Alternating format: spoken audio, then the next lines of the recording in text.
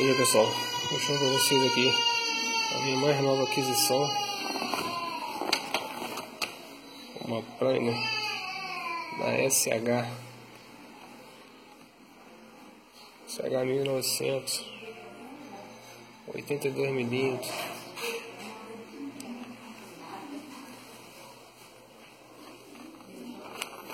Vou abrir aqui a caixa, acabou de chegar.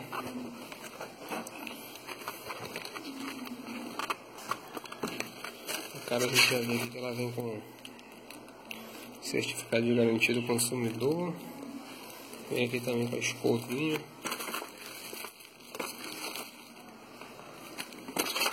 Vem também com a chavinha aqui. Acredito que seja para troca da lâmina.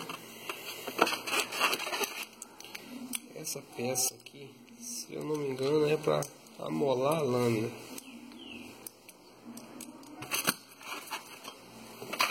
Um guia paralelo.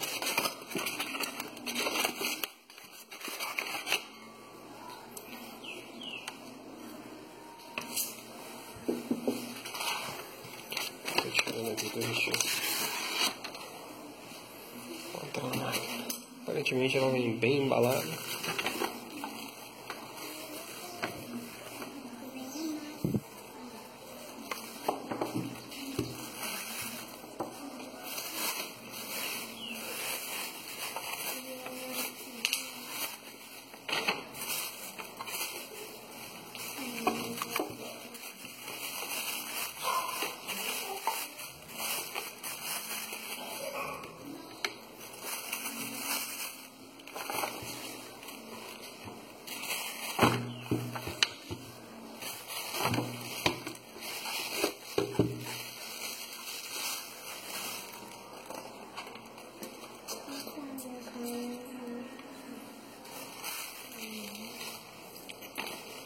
Olha, pessoal,